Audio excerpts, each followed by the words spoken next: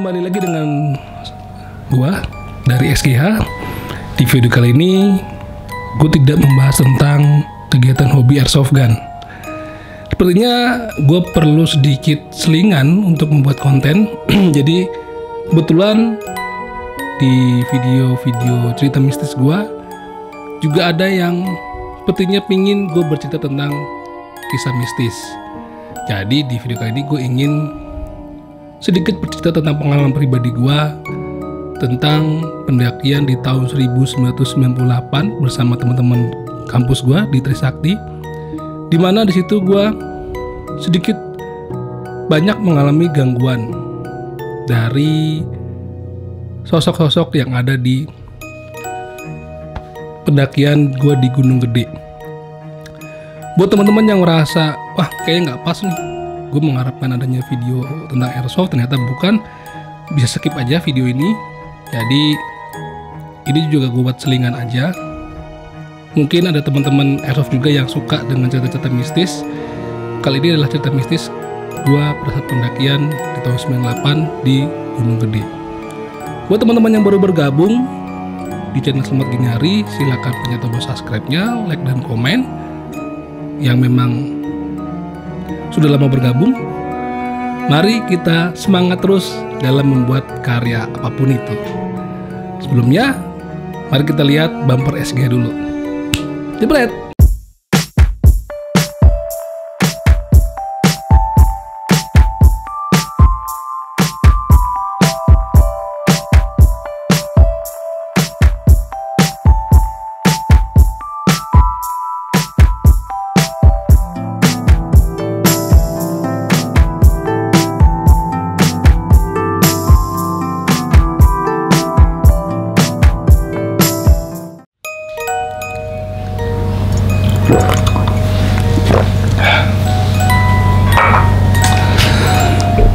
Jadi pada cerita kedua gua, cerita mistis horor pada saat kita berkegiatan sukir malam beberapa waktu lalu bersama temen gua Om Tony, gue sempat menyinggung bahwasannya gue itu pernah tergabung dulu pada gua masa-masa kuliah di kegiatan pecinta alam di kampus Trisakti, gitu kan, bersama Om Tony juga.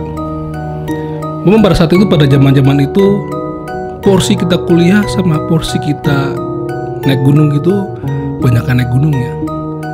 Yang terakhir sebelum kita lulusan, gue sempet gak masuk selama 1 semester kalau nggak salah. Itu gue gak masuk mata kuliah karena kebanyakan naik gunungnya. Gitu lah. Gak salah, masih zaman dulu demen-demen jalan-jalan. Sebenarnya kegiatan hiking atau trekking ini sudah gue sukain dari sejak SMA. Dimana sama teman-teman SMA itu gue sering ke tempat-tempat alam terbuka yang ada di sekitaran Jabodetabek lah, seperti di Curug Nangka gitu kan. Kemudian naik dikit seperti ke Mandalawangi. Tapi pada saat kuliah ketemu lagi banyak teman-teman yang juga punya hobi yang sama, ya semakin gila lah. Di Trisakti sendiri juga ada pecinta alam namanya Aranyakala. Tapi pada saat itu kita memilih untuk tidak bergabung dengan ekstrakurikuler tersebut, karena memang kita orangnya suka-suka kita aja, nggak mau yang terlalu banyak atau nggak mau terlalu nggak mau terlalu terikat lah sama suatu kegiatan ekstrakurikuler gitu. Jadi gua itu kuliah di Trisakti jurusan desain grafis tahun 97 sampai tahun 2000. Itulah. Ada beberapa temen yang memang dari awal ketemu udah sering ngobrolnya ke arah-arah naik gunung. Jadinya yang teman-teman naik gunung itu ya itu aja pada saat kuliah. Karena seringnya kita naik gunung dibanding ngampus gitu kan. Jadi teman-teman tahunya di kampus itu kita adalah yang orang-orang yang suka di alam terbuka lah. Jadi mungkin anggapan mereka kita itu udah paham bener lah untuk masalah pendakian gunung.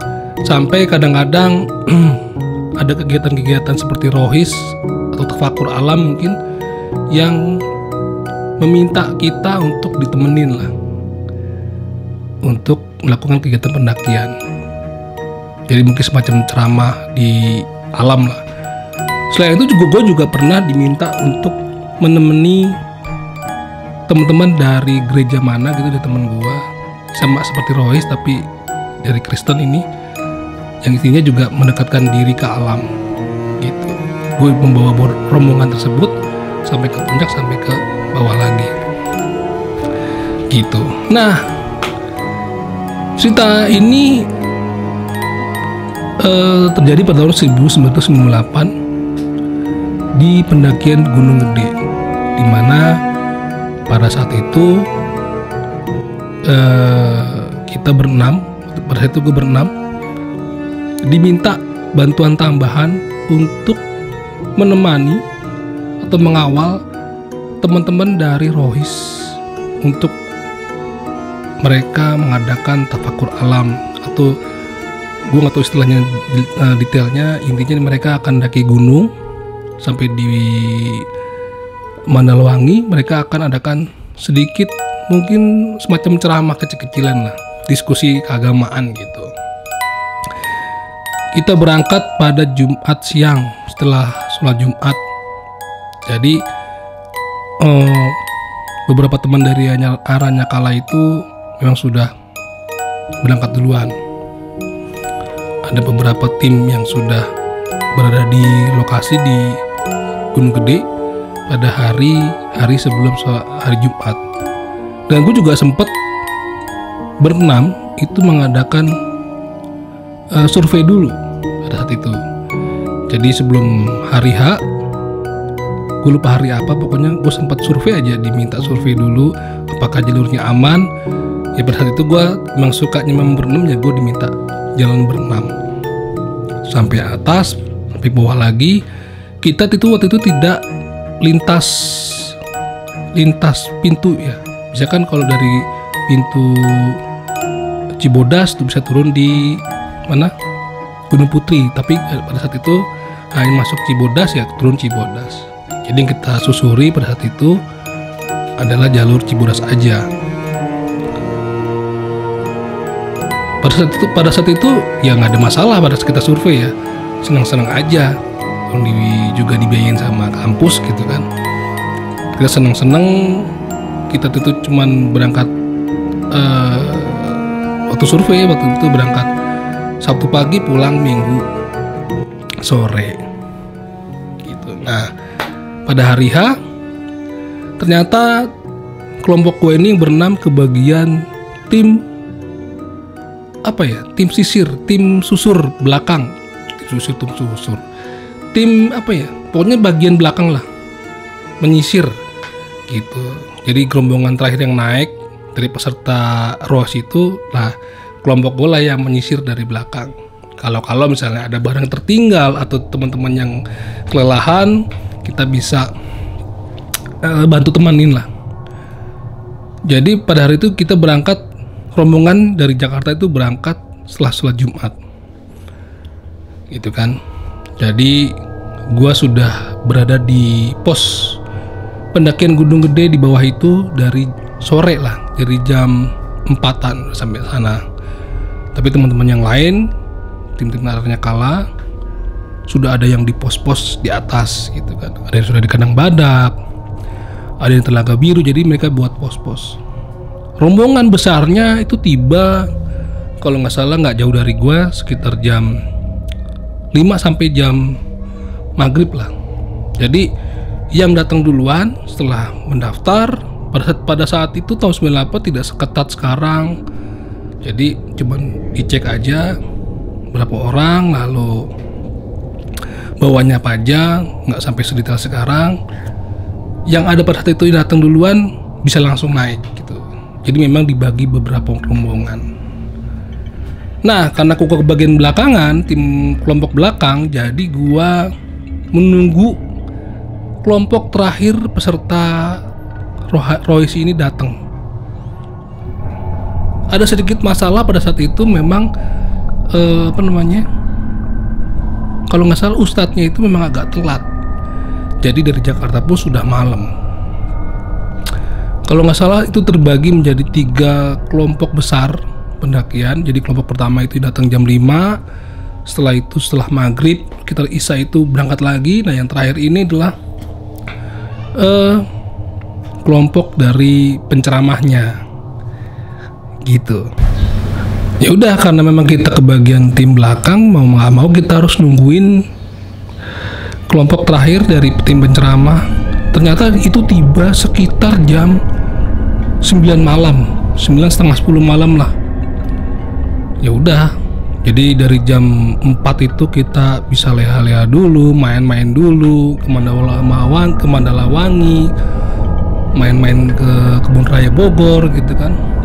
Sampai tidur-tiduran dari mulai jelek, ganteng, jelek lagi pokoknya deh pada saat itu. Akhirnya setelah rombongan terakhir datang, rombongan ketiga itu berangkat dari pos pendaftaran sekitar jam 10 malam. Pokoknya emang udah malam banget deh. Dan memang kita tidak bisa langsung tidak bisa langsung berbarengan berangkatnya, karena memang dari tim si penceramah ini sudah ada tim panitia yang mendampingi. Jadi tim kelompok gue tuh bener-bener ditaruh paling belakang banget, tim belakang banget yang tidak memang bersama dengan peserta.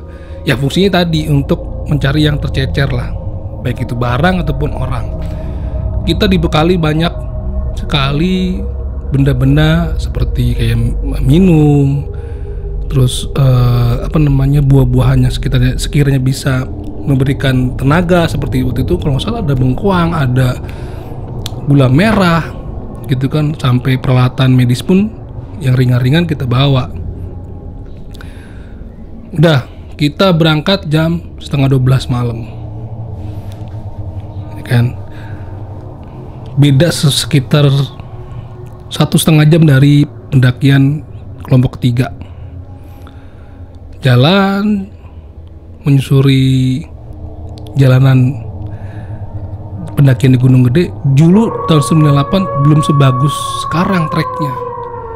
Kalau nggak salah treknya cuma sampai trek yang bagus tuh yang batu-batu yang tertata rapi itu cuma sampai pos pendakian terakhir sebelum masuk hutan. Sisanya udah yang tanah, batu, dan belum ada jembatan-jembatan kayak sekarang tuh yang di tengah-tengah udah kayak tempat wisata. Lu semua masih alami. Ya kalau masuk ke rawa-rawa ya masuk ke rawa-rawa lah gitu. Sampai ke pos Telaga Biru kita tidak menemui peserta yang tercecer lah gitu kan. Jadi kita memang jalan santai, nggak usah terburu-buru.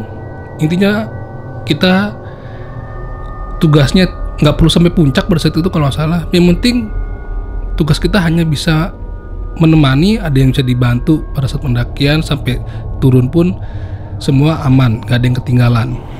Oke. Dan kita kembali jalan itu sekitar jam berapa ya? Gue agak lupa, pokoknya emang sekitar gue jam tangan tuh jam 2an gitulah. Dah, dari Telaga Biru mulai jalan sekitar sampai ke deket-deket persimpangan itu, curug itu loh, air terjun. Itu barulah kita ketemu beberapa peserta dari kelompok penceramah yang mulai kecapean. Dari situ kita ikut menemani. Intinya kita tidak bisa meninggalkan peserta yang memang ngerasa perlu istirahat. Jadi kita memang benar-benar harus nungguin, nggak boleh kita tinggalin. Udah jalan sampai kandang batu nggak salah, ketemu lagi peserta yang memang fisiknya kurang kuat. Jadi kita kasih makan lagi, kita kasih semangat lagi, cerita-cerita lagi gitu kan.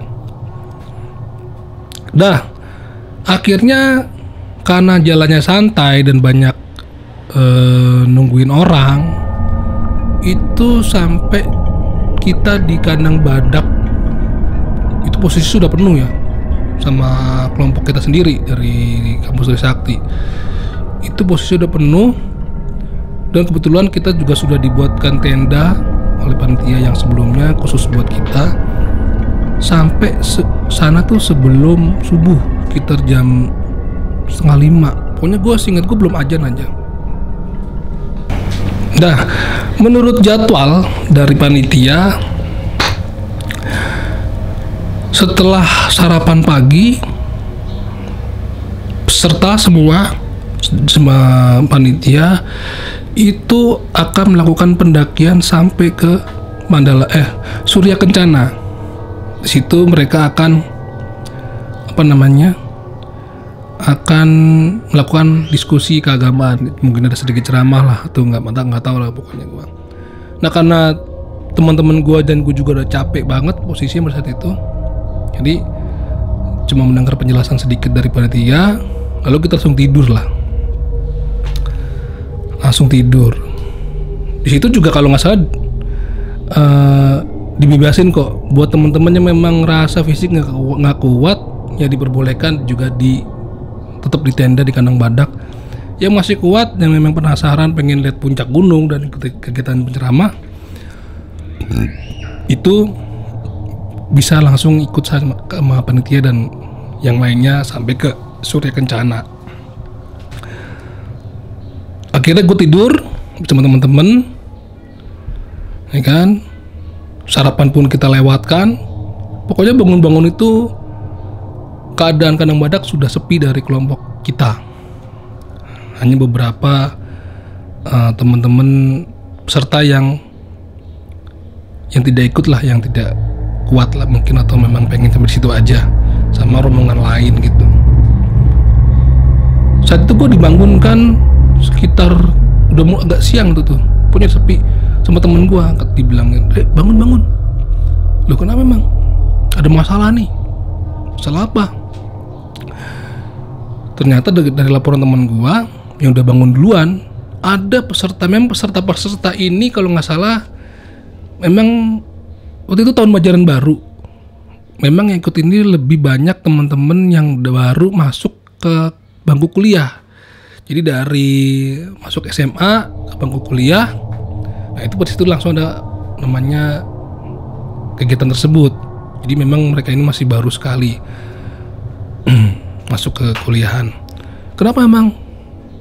Setelah kita cek, mereka ini banyak melakukan pelanggaran, membawa barang-barang yang tidak diperbolehkan sebenarnya dibawa ke gunung gitu, seperti kayak tisu basah, sabun, odol, bahkan golok-golok gede-gede segede-gede gaban tuh mereka bawa gitu kan. Yaudah, pada saat itu kita bangun, kita kumpulin tuh. Temen gue sibuk kumpulin orang-orang yang membawa peralatan yang memang bisa peralatan yang memang melanggar lah, yang tadi gue bilang. Jadi karena kita khawatir kalau ada ranger yang periksa gitu kan, ya namanya di gunung kadang-kadang ranger tuh keliling gitu kan, jalan-jalan meriksa sampai kita ketahuan kan, itu bisa didenda besar pakai uang ataupun yang lain lah, seingat gua. Jadi kira teman-teman dikumpulin, yang tersisa di situ pesertanya suruh ngambilin siapa-siapa aja, barang-barang apa aja, dan kita tanya, kok bisa sampai dibawakan? Sudah di briefing sebelum pendakian. Ya mereka ngakunya nggak betah lah kalau nggak cuci tangan atau cuci muka pakai tisu basah, ataupun nggak gosok gigi atau nggak sabunan. Ya mereka umpet-umpetin. Kan gue bilang tadi memang zaman dulu tuh nggak seketat sekarang gitu kan, nggak perlu dibongkar bawaannya sampai akhirnya nggak ketahuan gitu. Ya udah, akhirnya kita rembukan dan kita putuskan agar semua barang-barang itu kita kumpulkan, dari mulai sabun, odol, tisu basah, golok-golok, pokoknya semua yang nggak boleh dibawa kita kumpulin satu tempat. Akhirnya kita bilang ke panitia, ini supaya nggak ketahuan, malam ini juga gue balik. Jadi Sabtu malam itu gue balik.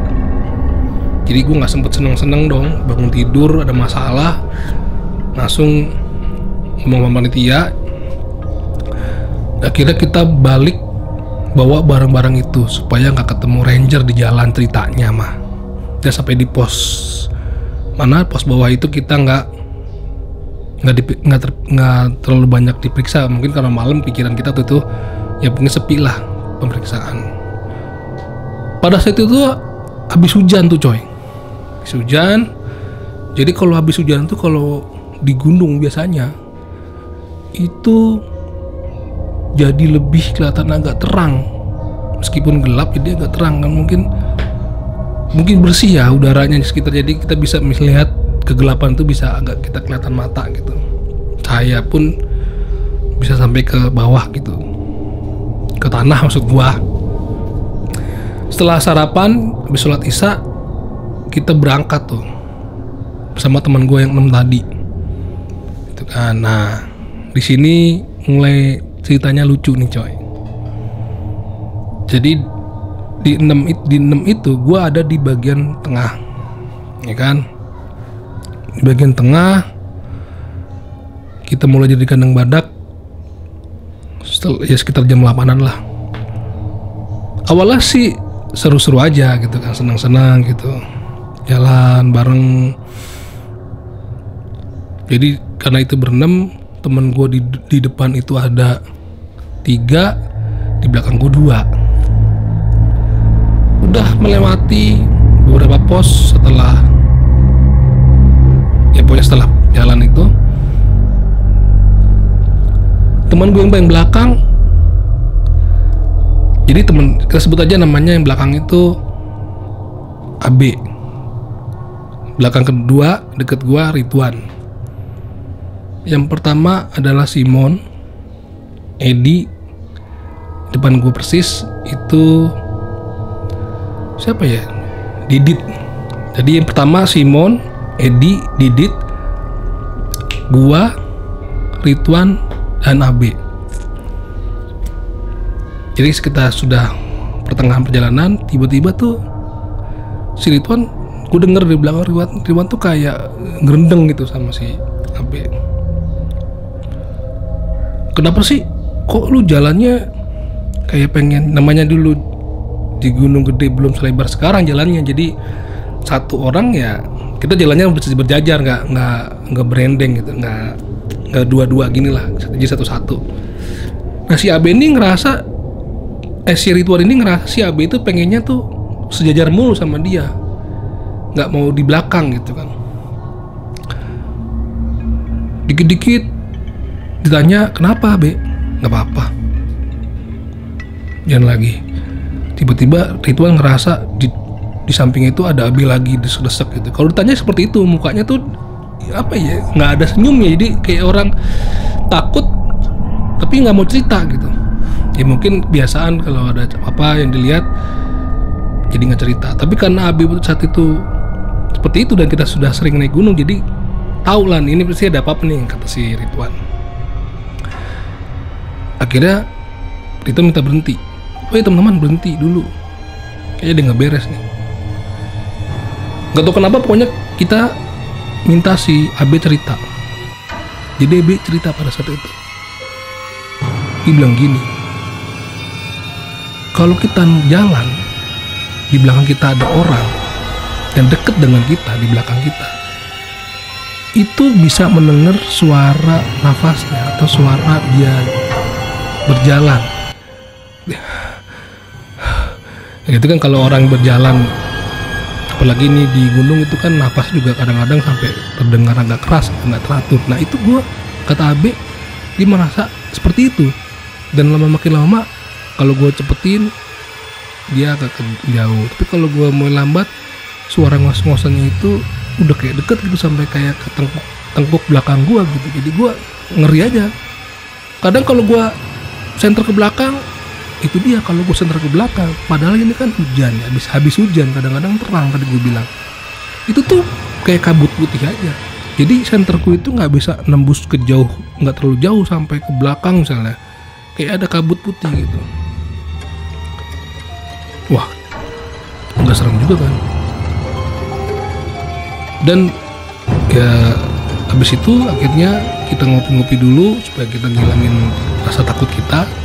Jadi semua jadi ngerembet tuh, namanya cerita serem jadi ngerembet, jadi takut semua lah. Gue nggak pengen jadinya jadi buru-buru gitu kan. Akhirnya di switch lah si AB di depan gua gitu. Dan akhirnya siapa tadi ya, depan gua Jamal kalau nggak salah ya, tapi Didit jadi di belakang gua, jadi posisinya Ridwan yang paling belakang.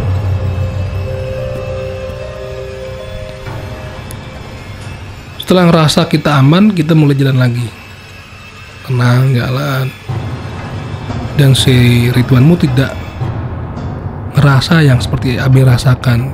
Kita sempet cek, gimana Wan belakang? Enggak, aman aja, aman gitu. Setelah berjalan, gua sendiri mendengar, jadi di kiri kanan, kalau nggak salah saat itu di sebagian di kanan gua itu, kanan kita itu semak-semak hutan lah. Di kiri itu seperti kayak jalur-jalur air, jadi nggak terlalu rimbun kan. Gue nggak denger ada langkah kayak semacam langkah hewan yang ngikutin gitu. Gue nggak tahu langkah hewan atau langkah apa yang lain gitu. Cuman nanti ada kayak bunyi serak, kayak langkah kaki kita gitu, ngikutin irama langkah kita gitu. Gue nggak mau cerita saat itu, gue diem aja. Gue juga nggak nengok, gue cuman fokus gue dengerin, tapi gue juga nggak mau panik gitu. Makin lama makin kayak mendekat gitu loh, kayak ini jalur nih hutan kayak mendekat terus hilang lagi, mendekat terus menjauh lagi, kadang-kadang hilang. Akhirnya gue minta break karena memang dari awal kita udah ada gangguan yang dialami AB. Gue langsung buka aja tuh waktu itu.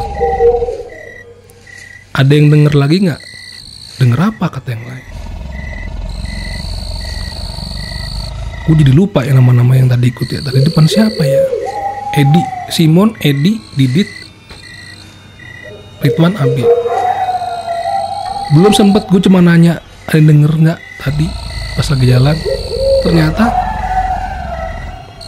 si Edi, gua posisinya si Edi kan nomor 2, gua tengah, dan si Ridwan paling belakang. Langsung nggak pakai basa-basi ngomong, gua denger juga. Kok pada nggak berhenti? Ya gue pikir gue doang, kata mereka berdua. Suara apa yang lu dengar? Ya kayak suara langkah kaki orang di samping kita. Gue nggak tahu ya, yang gue anggap sih, kita selalu berpikir positif pada saat itu langkah hewan. Kadang mendekat, kadang ngejauh gitu.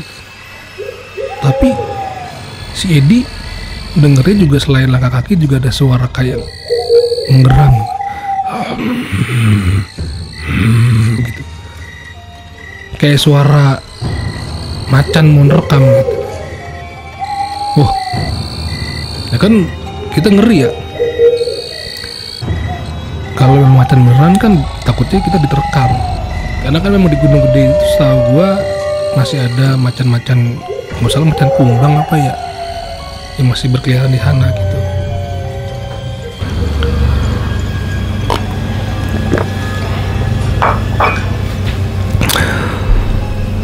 Udah, karena kita ngerasa ini kayaknya memang kita lagi digangguin, kita sepakat untuk jalan aja terus lah. Pokoknya berenam itu ya, meskipun belum ada yang beberapa yang belum dengar kayak si Simon, Didit gitu kan, itu juga belum dengar ya kita, tapi kondisi mereka udah tahu dan mereka juga ikutan takut kan. Akhirnya kita lanjutin jalan, kita nggak mau berlama-lama beristirahat, takutnya malah jadi molor. Akhirnya ketemu pagi dan di bawah juga ada pemeriksaan, udah pada bangun gitu kan. Kita paksa jalan.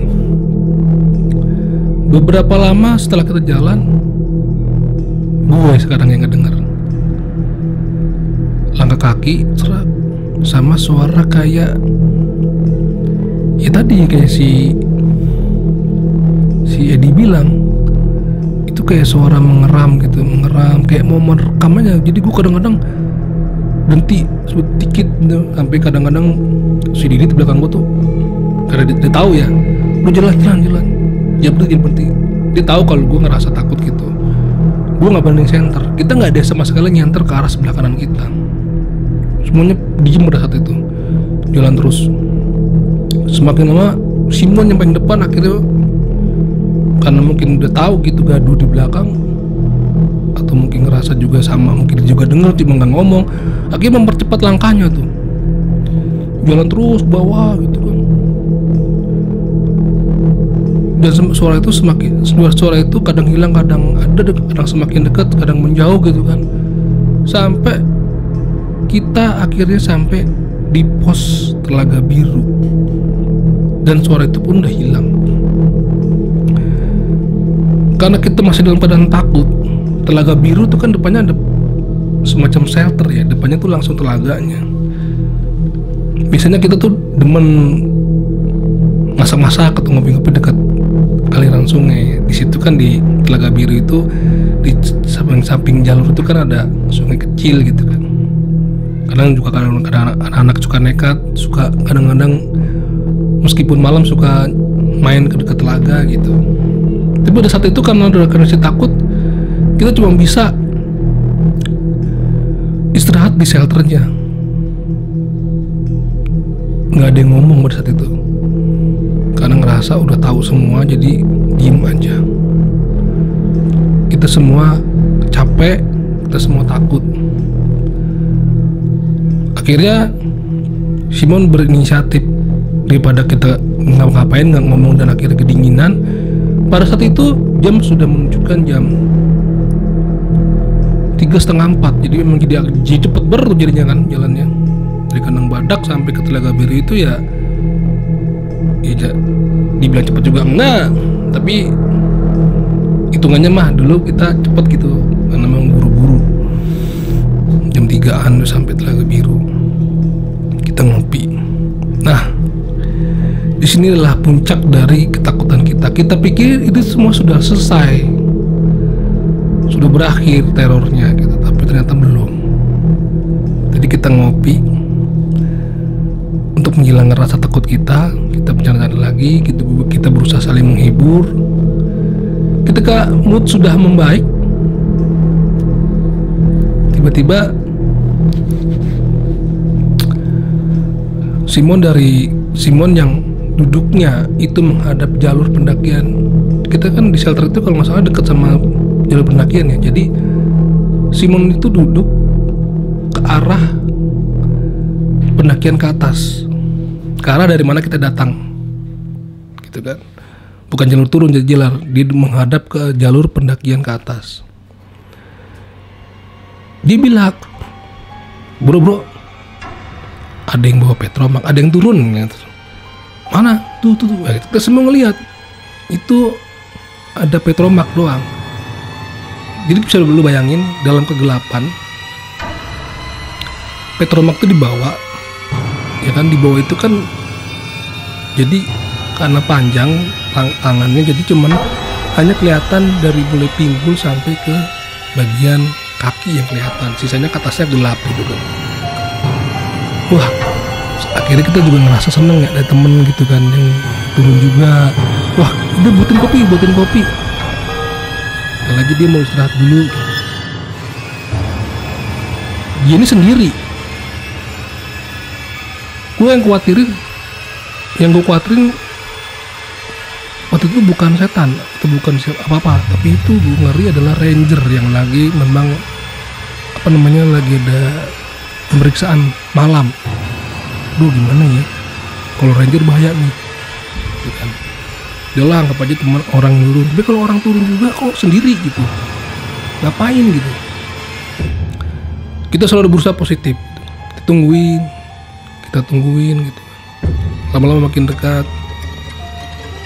Ketika udah jaraknya mungkin sekitar 3-2 meter di kegelapan, pada saat itu shelternya memang gak ada lampu. Jadi lampu tuh dari headlamp kita ataupun dari lampu-lampu apa ya, lampu senter kita lah, ini ada tangan.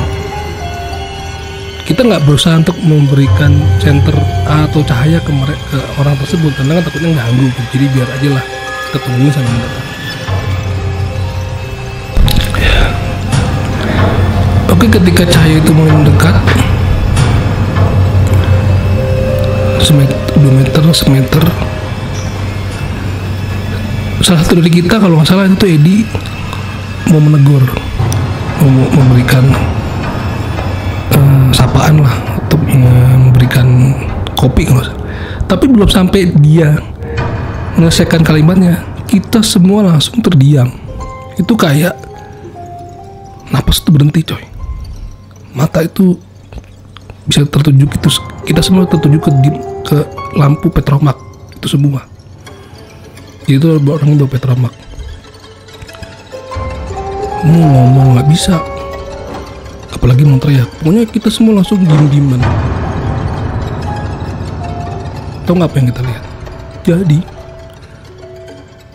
lampunya itu yang seperti kita lihat dari kejauhan, petromaknya itu hanya sebatas dari pinggang sampai ke bagian bootsnya.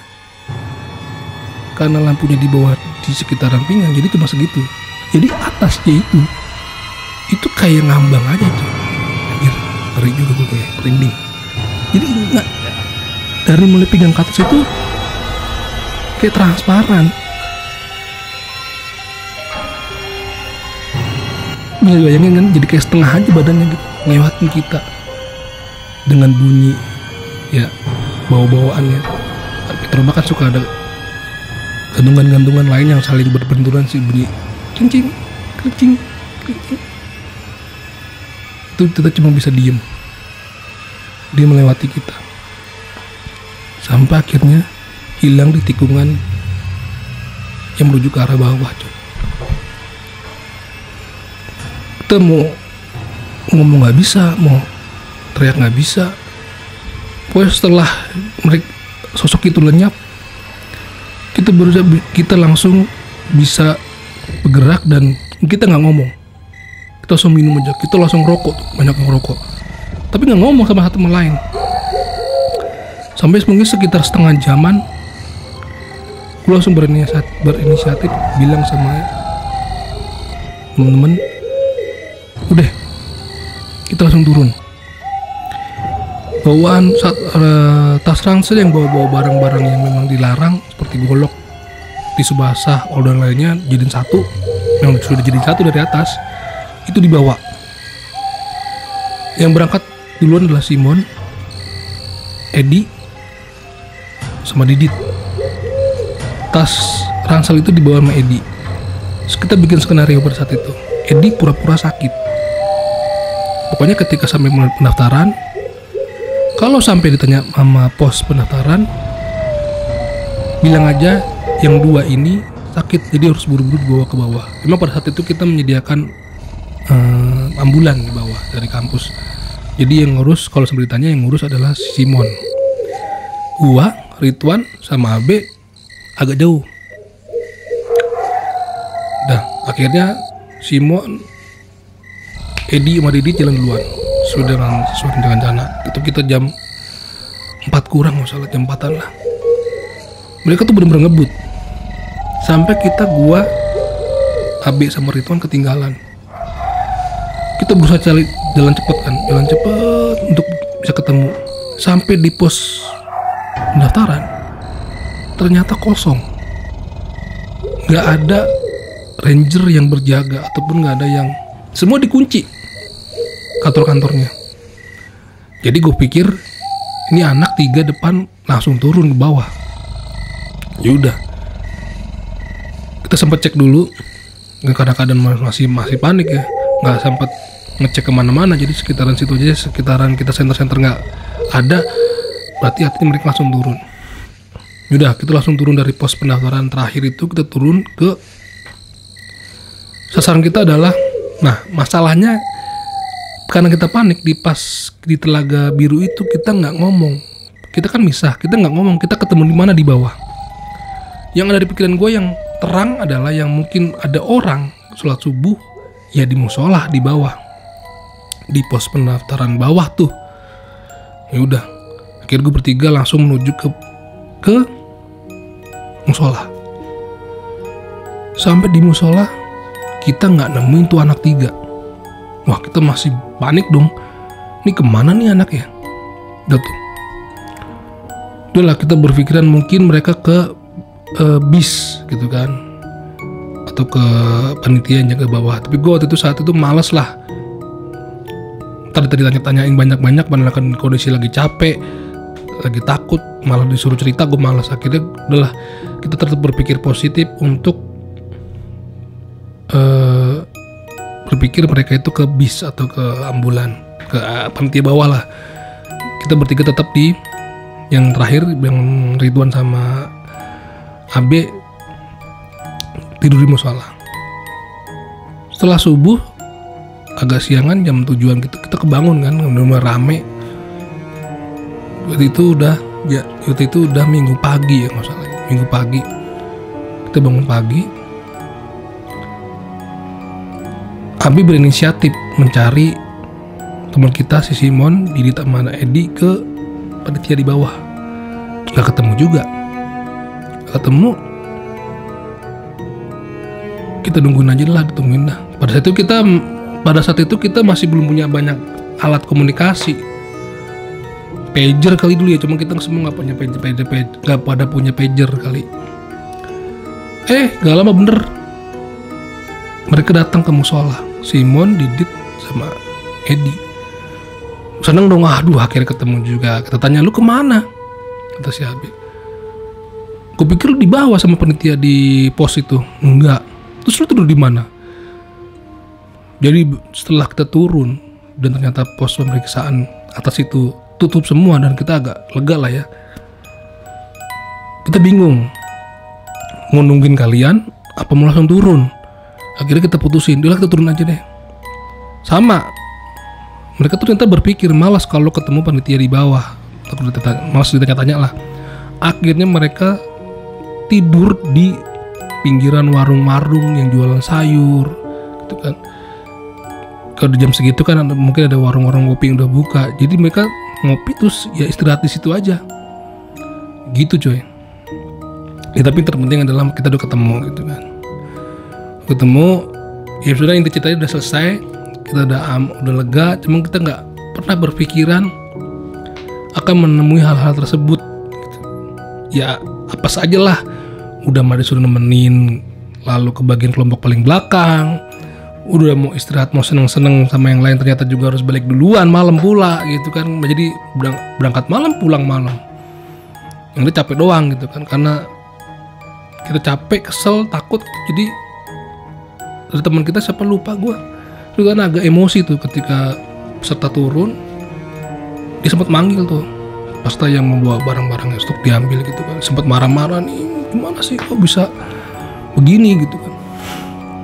Yaudah lah, akhirnya semenjak saat itu kita memang udah sampai lulus, kita nggak pernah lagi bawa rombongan. Kita memutuskan untuk kalau kita mau naik gunung, ya mau hiking, ya udahlah kita aja lah. Intinya nggak mau direpotin sama orang lainnya, paling kita aja, karena kita memang paling banyak tuh kalau naik gunung ya berenam, udah paling banyak. Berenam, bertiga, ya paling banyak 6 lah. Ya begitulah cerita gua di kisah mistis pendakian di tahun 1998 ke Gunung Gede. Semoga cerita ini bisa menghibur teman-teman di masa PPKM dan mungkin bisa terhibur buat teman-teman yang suka cerita-cerita horor. Buat teman-teman yang punya cerita-cerita mistis, bisa dikirimin aja via WA atau via email ke abuarif_abuarif@gmail.com. Mungkin bisa gue ceritain kembali. Begitu. Oke, sampai jumpa di video berikutnya. Dadah.